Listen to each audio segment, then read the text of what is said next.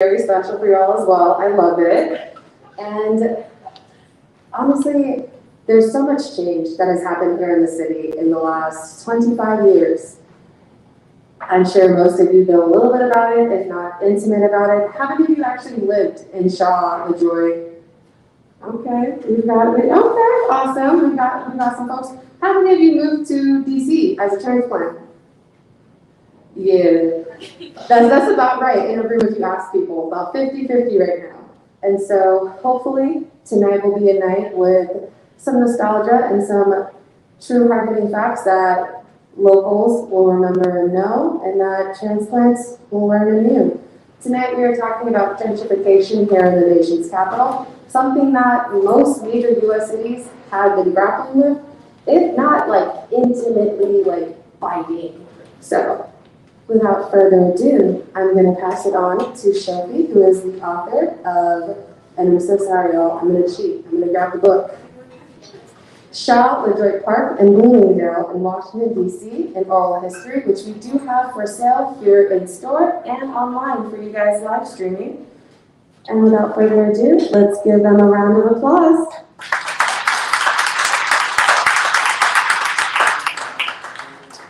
Thank you so much. And I want to also introduce Helena Andrews-Dyer. She's my wonderful moderator. Helena lives in the neighborhood with us. She's also a Washington Post reporter and an author of several books. So I just thought she would be the perfect person to talk about. Wait, can you all start with this? Can you hear us? Yes. Yes, thumbs up. Yes, good. Awesome. Oh, this is amazing. This is so exciting. Just a little bit about, I think, how we met each other. We met in Christmas Attics Park, which we talked about in the book, and everyone has the book, right? We're going to do the hands raising. And everyone has the book? Yes? Yeah. If your hand is not raised, you will be buying the book tonight from this store or another independent bookstore. Yes. Also, have you read the book? Yes. And are you in the book? Yes. So we met at Christmas Attics Park. Your younger son was the same age as my older daughter, and it was mom's group. And Shilpi, for those of you who know Shilpi in the room, which I think is everyone, was just this amazing, glowy, had this baby, and she shows up in her Panama hat and flowy pants. I'm like, who's this person? Yes, teach me how to raise a child. And we've been friends, neighborhood friends, ever since. And I like that term, neighborhood friends, because that's how we meet, hopefully connect, and I think that's what this book is about. So let's start there. Tell us about the project. What was the impetus? What was the driving force? We thought, okay, I've lived in this neighborhood, I've seen the changes, I'm also a reporter. I want to write about this. Talk about that. Well, I think the impetus was that I saw this article about how 20001 was rated as one of the most gentrified zip codes in the whole country, and it was number 2 on the list, and the first one was in Los Angeles.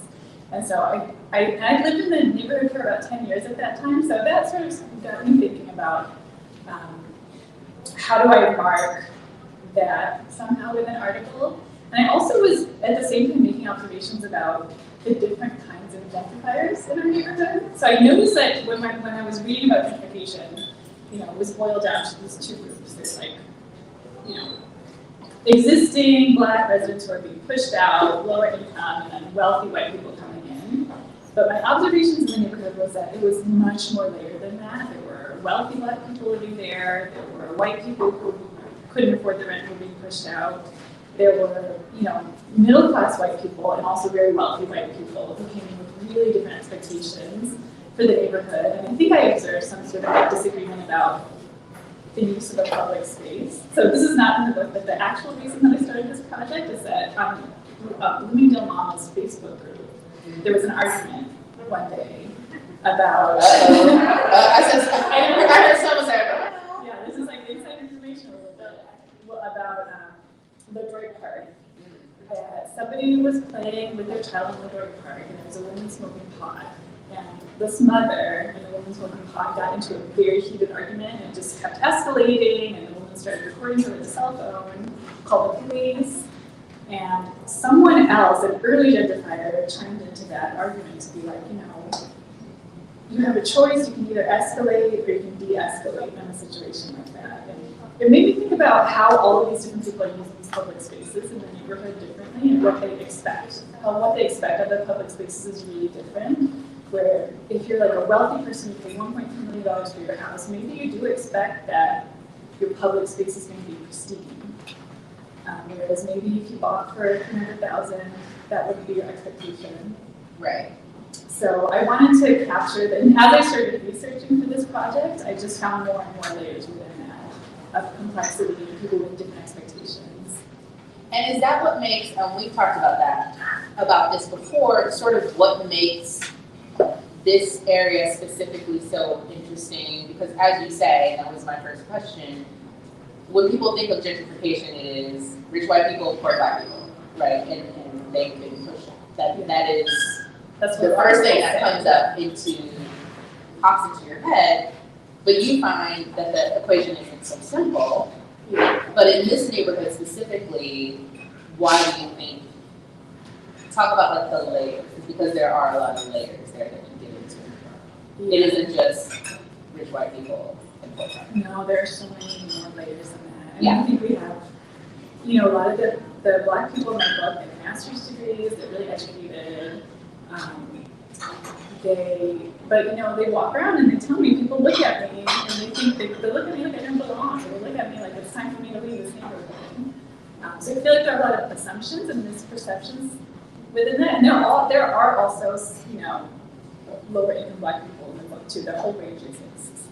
And within the gentrified, just because the rate of change of prices was so steep, there wasn't somebody who bought a house, in 2002 for $300,000 is still in the neighborhood raising their young children, even though their neighbor bought for $500,000, 5 years later, and their other neighbor bought for $1.6 million. Because the rate of change is so steep, people didn't age out of the neighborhood. Everybody is still kind of living alongside each other, and I thought that was really interesting. On one block, On you one block, find yeah. people who moved, people who might have been there, since the 40s. Like you start in the book, and why? Let's talk about that. Why did you start in the 41? Because I assume you wanted to find people to talk to, people who were alive today. But why did you start in the 40s? What specifically about that time period, if we're talking about the history of your neighborhood, was interesting to you? Well, one is that I found Gretchen. Somebody recommended her to me, and Gretchen as a person was just like so fascinating to me that I felt she would be a really good anchor for the book. And she was the one who was born in the 40s.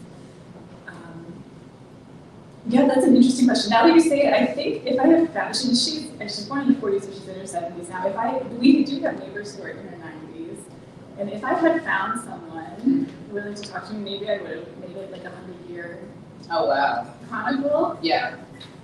That was so cool. Yeah. I mean, but the 40s are significant if you look at the history of DC specifically, and then the entire country. Is when covenants were struck down by the Supreme Court, right? And Bloomingdale and George and Shaw, specifically Bloomingdale, right, has such a fraught, such a fraught history with specifically race, and it being like written into the deeds of homes. You cannot sell this home to a black person, right?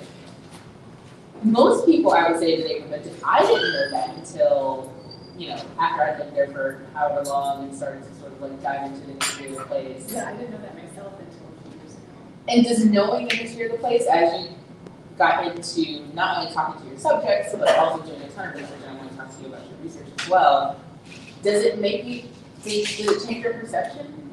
I hope so. Yeah. I think that was one of the goals with writing this book. So going back to the question of why I wrote this book. So originally I wrote this book for people who read and write gentrification articles to sort of complicate what they were doing. They were simplifying it, and I wanted to make sure that they understood the whole complexity. But now that the book has been out for a couple months, the happiest people who come to me are our neighbors, who are like, especially the newer neighbors, who are just like, thank you so much for this book, and giving me a chance to understand the people of this neighborhood and the history of the neighborhood. I think its secondary purpose or larger purpose maybe is teaching the people who live in the neighborhood about their neighborhood. And then, people walk around, they bought their house in 2008, and all they know is what's happened in the last 10 years. And so this is a way for them to, and people don't talk to each other. Yes, and that's what I was going to say in terms of, and talk to us about the format of the book, why it's oral history as opposed to you are an incredible journalist, real estate is your beat. You could have just written, just a straight nonfiction dive into history of the place. I feel, when I read it, and I'm sure many of you do too as well, the oral history aspect was so poignant to me because you hear people's voices, and as you say, we don't talk to each other. So it's like, it's a voice that you could hear if you sat on the porch with someone and asked them their story, but that makes folks uncomfortable, especially as we live in this neighborhood where there's all these layers sort of separating us. And here you peel, as you show us those layers, you also peel them back. Why oral history? Why did you choose to do that? And then talk to us about oral histories, because you said to me that you went to a conference, and just to learn about the format. Talk about that. Well, thank you so much for that comment. That was my intention. That's what I hoped would happen. Is that I had these conversations one-on-one with everybody, and I sat with them for 1 or 2 hours. We had these long, almost like a life story. Basically, what I was asking them was, what is your life story as it relates to this neighborhood? So for some of the people who were born here, it really felt like I was collecting their life story. So I really wanted the readers of this book to have that feeling that they were having a really intimate conversation with somebody. I also didn't want to narrate. I didn't want to. The whole point of this book is that there's so much complexity in this story. It can't be easily summarized. So I stayed away from journalism because I knew that if I got into a journalistic voice, I would want to summarize and come up with a thesis. And so oral history helped with that. So I kind of went on this. Oh, and at some point in this project, I discovered Studs Terkel. Probably too late because I'm an oral historian from the middle of the 20th century. Oh, wow. And his very first book was called Division Street America, and it was about Chicago. And he took like a similar kind of concept of cross-section of people from Chicago, of different classes, different races, and his voice is not in the book, but he's the interviewer. And it's just like a beautiful, really remarkable book. And I think once I discovered that book and read it, I realized that I could actually do it this way. I was like, okay, this is legit. I don't have to do narrative nonfiction. Right. But yeah, and then I met an oral historian here in D.C. who I remember she said that oral historians have the ability to be more empathetic than journalists. It's about telling this person's story. So you're listening, you give them the opportunity to change their story. It's much more of a back and forth. Whereas with journalism, you can get into a mode where you take the clip that you want and kind of run with it. So I like that for this project. I still like journalism, but for this project, that felt really good to me. And I also I never wanted my narrators to feel like I was using them for their quotes. So I think going into it with that oral history perspective helped me, work with them. They all got the opportunity to change their words up until I sent it to the publisher. So it made it more of this back and forth thing. They gave me the word narrators. That's like a oral history word. So I did learn. I spent a lot of 2020 learning about oral history. It's an interesting field. People come from all different fields to do artists do oral history, and journalists, and it's a super interesting field. So I think what you're saying, which is interesting, is that you're allowing your narrators to take ownership of their stories as opposed to taking them, and that's really, that is what we do as journalists often. We just take what we want, as opposed to letting the story unfold in a way that they would want it to, which is really interesting. And so let's talk about your narrators. I know some are in the audience. Yeah. How did you choose them? Were they people you knew previously? Did you know them through just your jaunts around the neighborhood or through friends? And what made a good narrator? When you thought to yourself, okay, this person would be sure to talk to. Yeah. I think all of my narrators, either I know them or I have 2 or 3 degrees separated from them. I just started talking. I talked to people all the time. So I started talking to people about the project, and people would recommend, somebody recommended Gretchen to me, somebody recommended LEDROIT to me. And I think the fact that either I knew them or they knew somebody who knew me helped with the trust. Because I really wanted people to talk about these really touchy subjects that nobody talks about in public, about race and feelings of belonging and disrespect. Like, it's so hard to talk about those. Money. Yeah. So that trust was really, really essential. And I wanted to choose people who were reflective and who, especially with the gentrifiers, people who would like question their own assumptions a little bit. So they could be reflective, so they could kind of observe what they were doing, but also be reflective about what they were doing and where they were placed in this neighborhood. I like that quality. Folks who were actually thinking about their place in the larger story and weren't just thinking of themselves as, okay, I live in this house and then I go downtown to work or something like that. Yeah. And I did frame it for them, so they had some advance notice of like, I'm writing this about the different waves, and you are of this wave. Yeah. So they knew that about themselves from the beginning of the interview. And what did you find in all the stories as you collected them? One, what was the most heartbreaking story? I think Mr. Greg Mason's story was the one that was. Tell us about Greg. Yes, there's anyone read the book and read Mr. Mason's story. So, Mr. Mason is this lovely man. I met him the very first week that we moved into our house. I was watering my plants, and he walked by and he was like, just water your plants at the end of the day, and then the sun won't destroy the water, won't destroy the plants. But he's like this really friendly, always had a huge smile on his face. Almost like the godfather of our block, because he was always on the block. So I talked to him many times over the years. So but I wasn't sure what his relationship was to the block, because I knew he didn't live on the block. Okay. So I came to find out that he grew up in a house right across the street from me. And he was born in that house. He lived there for 50 years. So in the book, he kind of shares all these wonderful stories about going to the One Bread Factory, going to the movie theater. And after his parents passed away, he lost ownership of the house due to kind of like the splitting of the inheritance between different descendants. And he ended up being homeless for a while. And he talks about it really openly in the book. And he says, I struggled for the last 20 years, I've been struggling ever since I lost that house. He was like, my parents bought that house so that I would always have a place to live. It was totally paid off. So that was really hard to hear. That story was really painful. But the interesting thing about him is that he still maintains a relationship with every owner. The house, I think, has had 3 or 4 owners.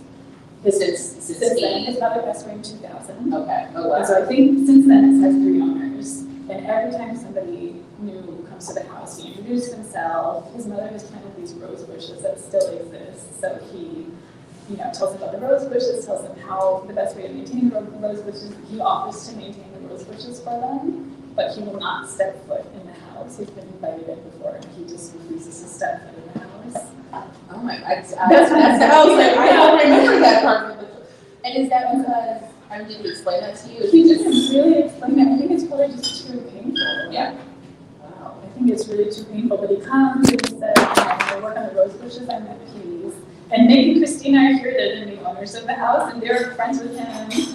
And I think they have a really complicated, I think it's like a really fascinating, classic gentrifier guilt situation where, they live in this house that used to be his. There's a little bit of an uncomfortable feeling with that, because I'm sure he wishes he still lived there, but at the same time, they're not responsible for that. Right. And he doesn't blame them at all. He has no animosity towards any of the players. That's it. I knew you were going to say Mr. Mason's story because it was one of the many that really stood out for that reason. Because there wasn't this animosity, there was more of this like generosity of spirit. The fact that he still maintains the roses, and the fact that he's allowed to, right? I mean, this is just super random. A a year ago, someone knocked on our door, and it was this woman, and she was like, "Oh, hi, I used to live here with my sister." And my first thing was like, "What are you doing here? Like, this, my kids are here." You know, it wasn't like an ownership thing. It was just like people don't talk to each other that way. You know what I mean? They don't connect in that way, and it can be scary when you don't know someone. Yeah. And it seemed like he just continued to have such a personal connection, obviously, with the home, but then with the people inside, and then the people inside have been open to that. I think was really, and really instructive of how we could be, right? And how our community could be, which I thought was really just special that you pointed out. Yeah, it is. And so you already knew Mr. Mason, so you approached him to say, "I want you to be." And what did he say when you approach people and you're like, "Oh, I'm writing this book about the neighborhood"? Were they just like, "Oh no," or were they just immediately like, "Yes, I trust you. Let's talk"? Yeah, everybody said yes. I did have Christina did say after the book came out, she was like, "You made it seem so casual. We were just chatting at the kitchen table, and now it's in a book." It's in a book. So it did make it. I was very laid back, about the whole thing, but everybody said yes. And Mr. Mason, I knew him casually for 10 years, but I'd never heard that whole story before. So talking to him on that level was like satisfying. And also, why hadn't we had those conversations before? It kind of gave me, this whole book gave me an excuse to have these like really fascinating conversations with people, which are hard. We don't talk to each other. It's hard, right, in a casual way to do that.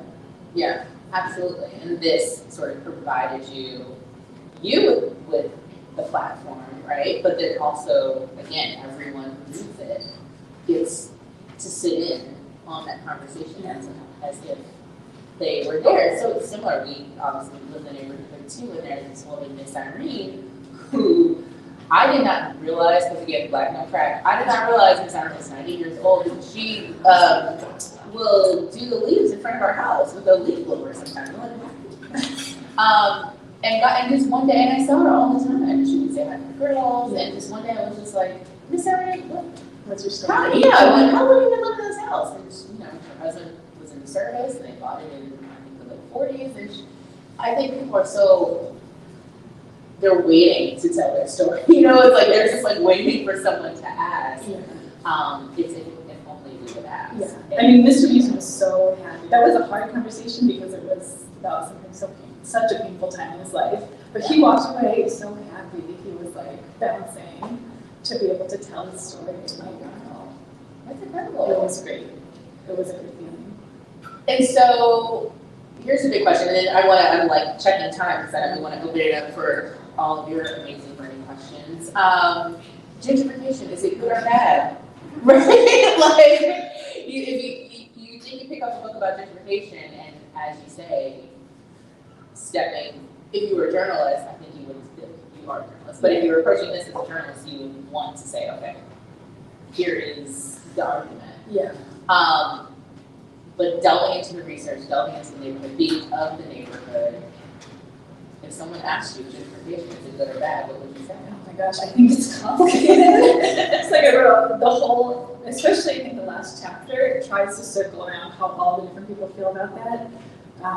There are there's harm that comes from gentrification, and there are renters that are pushed out and displaced from the community, and there are people who are, to feel disrespected. There's some real harm that comes with gentrification for sure. I think there are also all these systemic reasons I kind of go into at the beginning of the book, where the relationship between wealth and race was sort of ingrained in these systemic ways that are very unfair. And so I think that unfairness is part of the reason that's where some of the feelings come from, like the white guilt maybe of being a gentrifier. I think there's some inevitability with gentrification. Like in the 90s, we talked about Anthony Williams. Yes. And he brought billions of dollars. Former mayor of DC. Very specifically for real estate development. And LEDROIT talks about that in the book too. Once the convention center went up, he was like, "This is happening. The convention center is going up. All the prices are going to go up in this neighborhood. We need to buy right now." And so there's this idea that when a neighborhood becomes nicer, when the amenities become nicer, more people will want to buy more people want to buy, the prices are going to go up. So there are different actors in the book who are like trying to counter that, like Mama trying to, you know, they have this homeowner center to try to educate existing neighbors on how they can buy their houses. How to stay. How to stay. Yeah. Yes. Yeah, I don't know if it's good or bad. What do you think?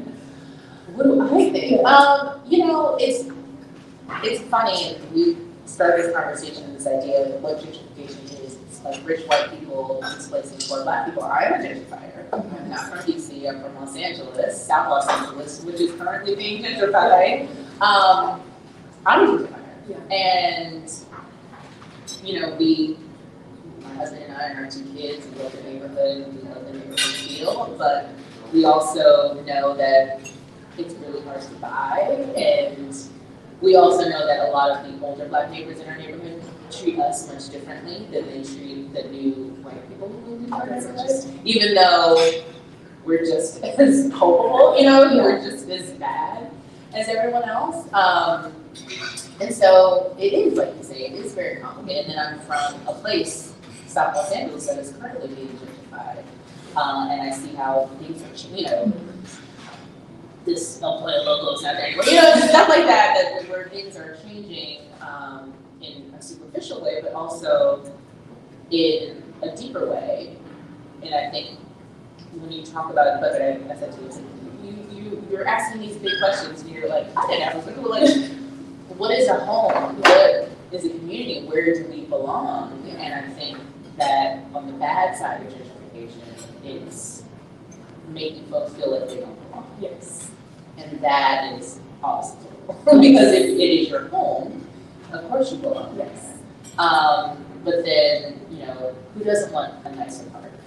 Who doesn't want, you know, the crack house to get shut down, right? And when you talk about LEDROIT, it was stuff I did not know. To do that. Right, I didn't know anything about that, about, you know, neighbors who were marauding around the streets with their orange hats, like shutting down open air drug markets. You know, people who put in all this hard work to make this place what it is. That's like give them their flowers. And I think when we talk about the negative side of gentrification, it's not acknowledging those people. Yes. Yeah. And I think that you did ask those questions. I mean, we put on the cover. It's a very provocative question who belongs here, because I think, you know, yeah, people who've been in the neighborhood for a long time, maybe they feel like people look at them like they don't belong. But I also think that white gentrifiers feel a little bit of guilt, and they also question whether or not they actually belong in an integrated neighborhood like that. But I think my goal with this book is that they all belong here. You know, the answer to the question is that they all actually do belong here. Everybody on that spectrum. And then we should act like it. Yeah. Yeah. Well, that is a perfect place, I think, to open it up to all of you incredible people in the room. Questions? And we do have Scott, Christina, and Nick right here from the book. And Amy Argotson is secretly in the book. She's in the last chapter. There's a quote from LEROY where he's talking about, you know, there's this one white couple that lives in my neighborhood, and they come to block parties, they're not racist. Oh, he was talking about me. He was talking about me. Oh, that's incredible. And he said, there's a quote in there, he says, if everybody was like them, white people and black people could live together and it would be beautiful. I love that. Maybe you should start teaching classes. Yes. Start teaching classes about how to be. Questions? Okay, before we open up for questions, I'm going to ask you guys to please turn those mics off. Unfortunately, they seem to be giving a little bit of an echo. I didn't want to disturb you, obviously. Thank you. And we turn them on. So yeah, just push that button there and you can just hand it to me. Sorry about that, everybody. I hope it wasn't too disturbing. It wasn't very obvious. There we go. All right, let's open the floor for questions. I'll bring the mic to anybody who wants to speak.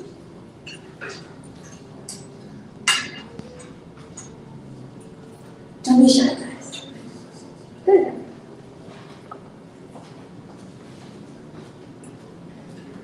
There you go. So we used to be neighbors of Shilpi. We used to live a couple houses down, and or in the middle of the pandemic, had our baby girl and needed to move for more space, returning to work, etc.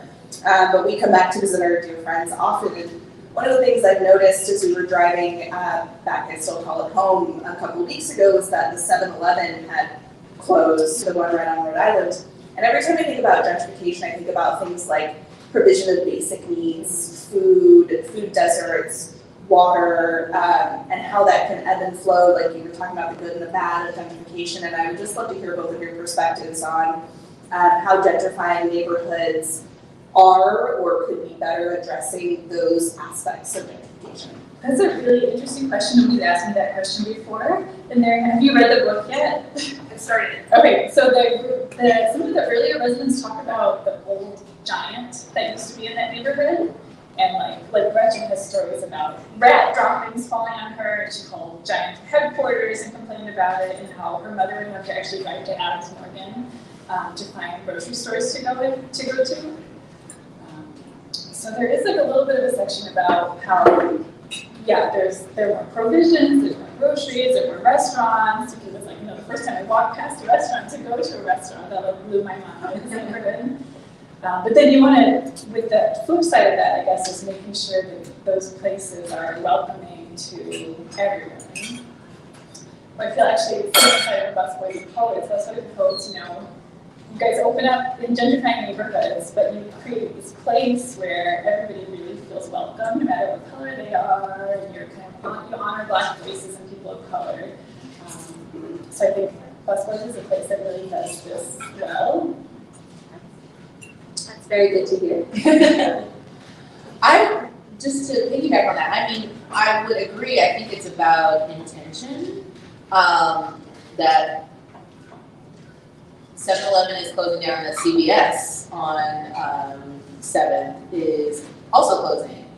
And I remember a time, and this was, dating myself and also saying what I used to do, but when, after the club, they'd have like these big airbrushed backgrounds that you could take pictures in front of there, and it was just like the hot spot to go to when I first moved to DC in the mid-2000s, and that just like quickly changed, right? And that CVS has always been also like slightly sketchy, maybe not. Same thing with this. Assaulted me in there once. What? She started punching me in that CVS. Shilpi, what? I know, and they let me go behind the counter. And did they also call the police? Yes. Oh my God. She was mentally ill. Okay. Well, alrighty. That was an insane story.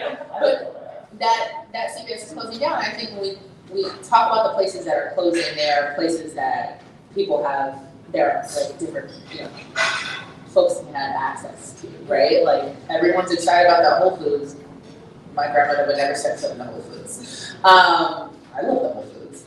But, where is the alternative to that? I remember when Showtime, I don't know, people go to the bar Showtime on Rhode Island, and I don't think they do this anymore, but when they first opened, they would have $1 coffee. And it wasn't great coffee, but it was $1. And because nobody wants to pay $4 for a cup of, not everybody wants to pay $4 for a cup of coffee. And so I felt it was the intention there. I mean, when it opened, it was very much just like, hipster-y type of place, but they were also making a statement, same as Busboys, making a statement saying, but we know where we are. Yeah. And we know who lives here, again, later. Serve all the different reasons. Exactly. So, I think it's a big business to just serve the wealthy people, I would imagine. Yes. You make more money. Exactly. You could always open, I don't want to name names, we were talking about this beforehand, you can always open another fancy restaurant, but what does the neighborhood also need? I mean, I love a fancy restaurant, Yeah. but I also would like to go buy, box mac and cheese somewhere too. Yeah. There's another anecdote in here. I think this one was actually from Scott. There used to be a kind of corner store in Bloomingdale, and he also would sell like lamb and whole chickens, like food. Oh, I remember that place. Yes, and then as the neighborhood started gentrifying, people wanted more like prepared foods or snacks or ice cream, and he didn't like it. I remember that place. That owner was very interesting. And that place, and building has sat empty for the longest. And every time I walk by it, I always think someone's going to open a fancy restaurant there. Like that is what's going to come there. It's not going to be, a partner store. Sold at auction. It's sold? At auction, yeah. Oh, did it? Do we know what it's going to be? No. It's going to be a restaurant. More questions? Referring to? Which property were you referring to? 200 Rhode Island and Northwest. The second in Rhode Island? Correct. It's, I forgot what it used to be called. There's like a Field to City. Field to City, yes.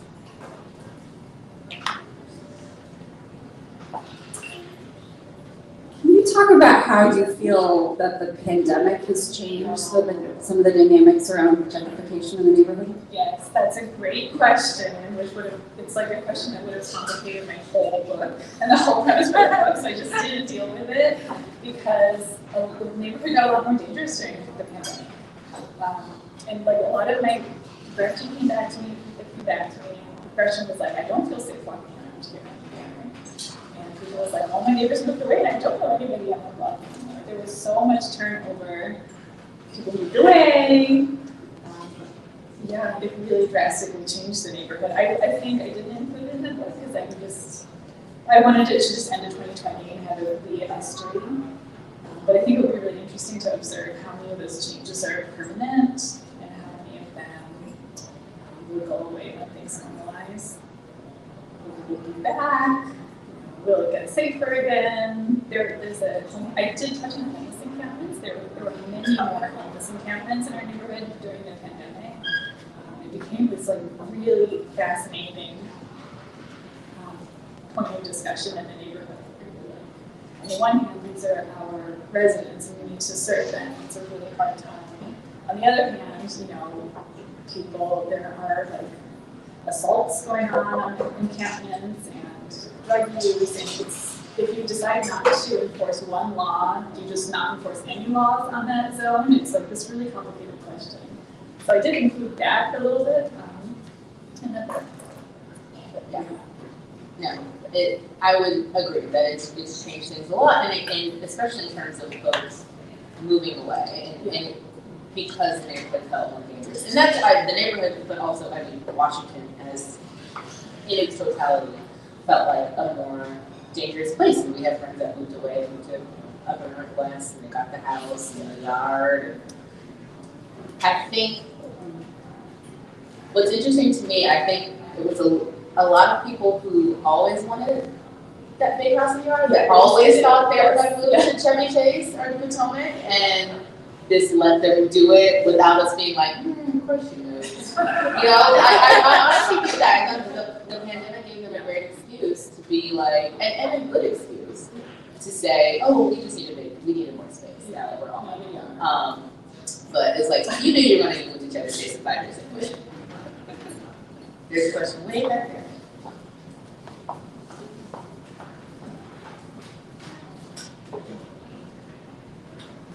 Hello. I have the book, but I've not got to read the book thus far, so my question is addressed there. Please disregard. I appreciate the discussion of how complex gentrification is and how complex it is to recognize that there isn't a clear-cut villain or not when it comes to issues of housing and city development. At the same time, I'm wondering, as folks who move into a neighborhood, what is the responsibility of those folks to plug into the neighborhood, be involved in making the types of decisions that affect redevelopment and housing development and business development moving forward? What is the responsibility to make sure that issues of gentrification don't repeat those sort of systemic, institutional, race-based, frequently and class-based displacements that have happened across the 20th century? And just in terms of like violence and safety, I'm thinking we know that those are mostly attributable to lack of resources. When resources in our community, housing prices go up, it's cyclical. So while you feel the neighborhood's becoming safer, folks are being pushed. Folks who need resources, folks whose desperation for resources has resulted in what we might consider violence, or things that aren't safe have actually been pushed out. So it's really relocating these issues, this need for resources, as opposed to solving the inherent issue and the inherent lack of resources in those communities. So I'm just wondering broadly, as folks who move into neighborhoods, how do we address that? How do we be part of the solution that prevents this cycle from continuing, from being inevitable? Yeah. Thank you. That's such a great question. I think you'll find that some of those things are addressed in the book, so I want to touch on them a little bit.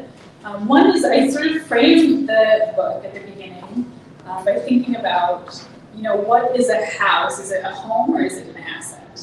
And I think everybody in the book sort of thinks differently about that. For some people, they never touch money. They inherited a house, they'll live in it until they die. It's a total home. For some people, for like a developer who's going into a gentrified neighborhood and sees the prices rising, it's 100% an asset. And I think, everybody kind of falls on that spectrum somewhere. Maybe they're a buyer, but they know they're going to move in a few years, so they go to a place where the prices are going up and they're going to come out with some equity. And I found that the most harm came when people were only thinking about their home as an asset. That's when Mr. Mason got displaced because his family members just wanted that asset. So I think that was really clarifying for me to think about. I think the other thing is thinking about how do we keep people from getting displaced? How do we keep people in the neighborhood? So there is an organization called MANA that I interview in the book. That's their whole goal. That's their whole mission.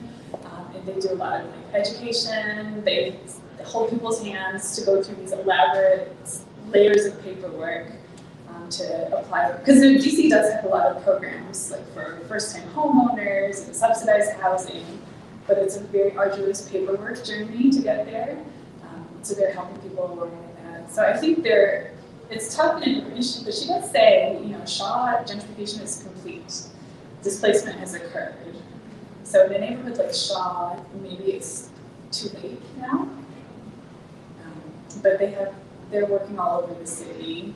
So there are some best practices that people can use for that. Do you have any thoughts about this? As a gentrifier, I think that the first step, again, as you say, is what is a home, what is place, what is community, and it's to view yourself as a part of the community, right? And not that the community should just be serving you in some way, that you should be serving it. And you talk about this in the book. I think some of your narrators are I was going to those civic association meetings, but child, when you have two kids and they're going on who knows how long. Yeah, exactly. You're just man. But you have to show up for that. That's one thing that I have now tried to do as a real grown up. That's another thing. When you come into these gentrified spaces, especially the older you get, now it's we're the people. I thought someone else was going to do that, but that is you.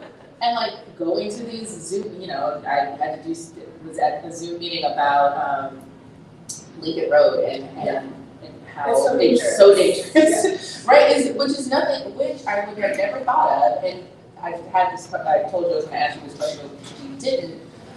It wasn't something that occurred to me before I had kids. Yeah. And when I was walking around the neighborhood and being out in the neighborhood, because that's what kids forces you to be in the streets, right? You can't just go from your house to work to the club. You are literally out at the park talking to your kids' friends.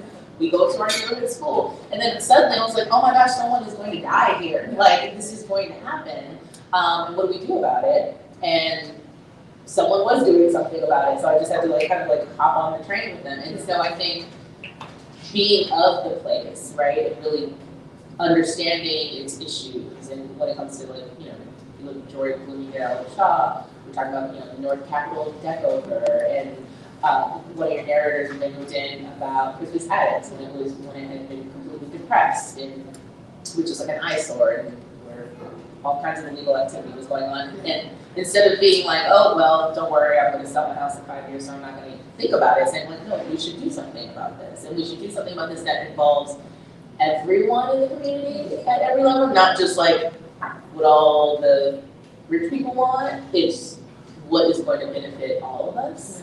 And that was really interesting, I think, in the conversation about Christmas addicts, that, some people wanted a playground, or some people wanted a dog park, and the older black woman was like, a dog park? It's a dog. Like, why would you, It's just my kids grew up playing football in this park and you're gonna displace them. right, and make a dog park, but the fact that she was there to say that, Yeah. that she was there to say that, and I think that that's the biggest thing, because these are huge issues, right? These are ginormous issues, and it's just so hard to wrap your head around it, but it's showing up as Showing us helps, and I think Gretchen makes this point too, it's like, especially in this integrated neighborhood, people don't know how to talk to each other across race so often.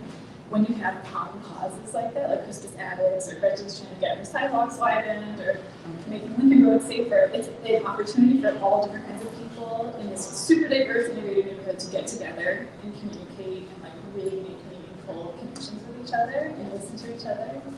So I thought that was really interesting and very nice. yeah, I loved that story about Christmas Saturday. Specifically because now it is a place where you see everyone, all different types of people. And we're all able to enjoy it, and it's able to serve everyone where they are. Which is really nice. Yes.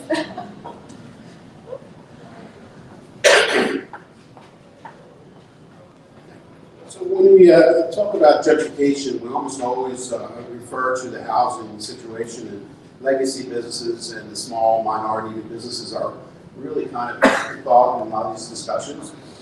Other than in Eckington, in the late 80s, back then, there was no Eckington, it was North Capitol, because no one knew where Eckington was, except now it's a nice place to live. And I worked in Shaw, so I know the community very well, and I'm a developer, so I know and love these communities.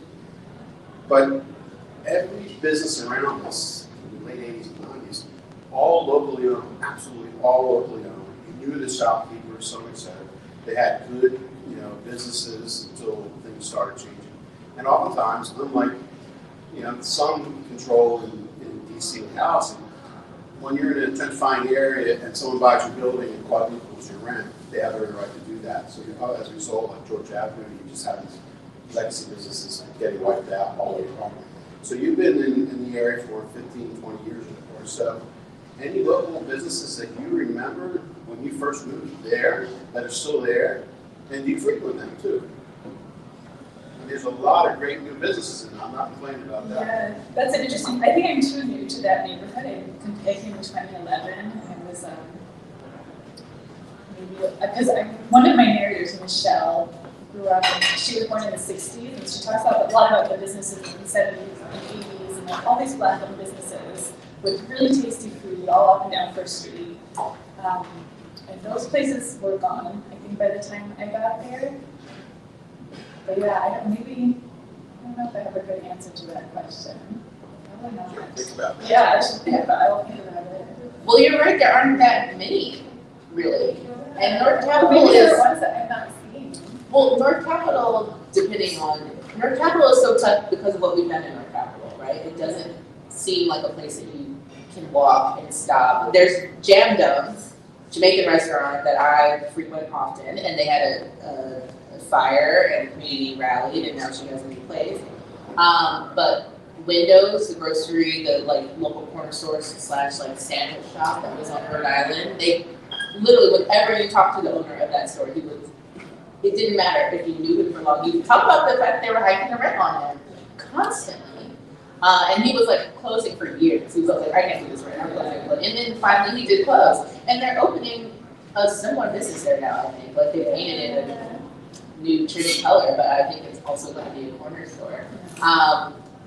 But it is hard. I think that the people in the neighborhood, I think, want to frequent local businesses, right? And businesses that have been around for a long time. But so many of them have left. And again, when we talk about communication, it's how do they get to the community? It's how do we have that conversation where it's just come in, stop by, don't feel as if this isn't a place for you. And again, I'm a gentrified, but I look like this.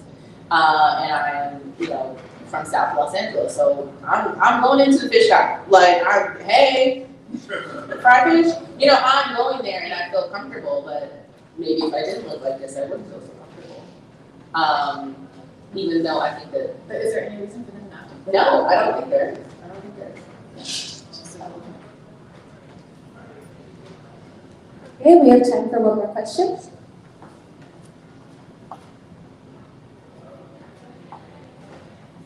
Thank you. Hi, my name is Beyat. I've been living in the neighborhood about as long as Shilpi has. And in her book, I don't want to rank the characters in there because they're all really great. But I have a question concerning Mr. So. He's here, right? Leroy So? Yes. Okay, so in the last chapter, he kind of blames, he's black, for those who haven't read the book, he blames black people for what's happening, not only to Shaw and LEDROIT Park in terms of gentrification, but to the whole of Washington. He says, we, the black people, we handed over the city to white people. And I wonder whether you could sort of try to understand what he's saying there. And the second part of my question would be, do other black people feel like that in a way? Did you sort of hear anything like that? Well, I really enjoyed juxtaposing Leroy and Gretchen in the book, and especially in that last chapter, because I think they are very different. They're very different takes on, that's his opinion. A lot of this book was about, people's feelings are going to feel controversial sometimes, but feelings are never wrong. Feelings are always true. If that's what he's feeling, that's what he's feeling. It's another reason I kind of did it in this oral history style. But yeah, he talks about in that quote that, and earlier in the book, that he was trying to convince, he saw this convention center coming up, and he was trying to convince his black community members to invest in the neighborhood and buy up houses when they could, so that people could stay. And I think he feels hurt that that didn't happen. The way, he says it many times in the book, that they didn't follow my advice, and I followed my own advice, and I'm still here. So Leroy still lives in Shaw? Yeah.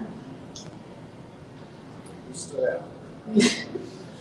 But then we have Gretchen on the other hand, who, she's like the executive board chair of the Shaw Main Street. She sits on D.C. Commission of the Arts and Humanities. She's so involved in D.C.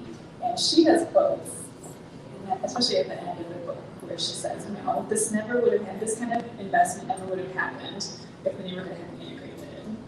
And I'm glad I can walk around at 2 o'clock in the morning now, well, before the pandemic, and feel safe, and that the streets are lively. So I think, those are two opinions that both exist. And they're both legitimate. Yeah. And I think that's what, if we want to just put a bow on it, is what the book is about, that there are so many differing opinions and views. You say in the book, and this was the quote, I'm going to find it now because it was so good, hold on. I think it was in one of the last chapters, you said that neighbors walk around carrying decades of history inside them.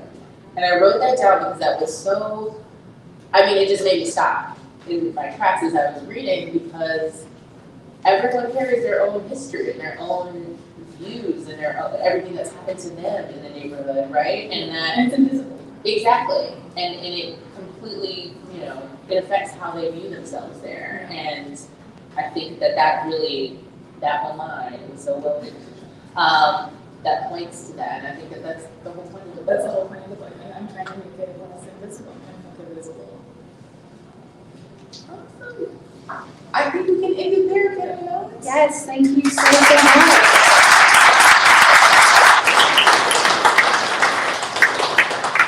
What a fantastic conversation that we all had together. I really, really enjoyed it. As a transplant but a New Yorker, I can definitely relate to the topic. So if you haven't already bought this fantastic book, you can buy it with me now.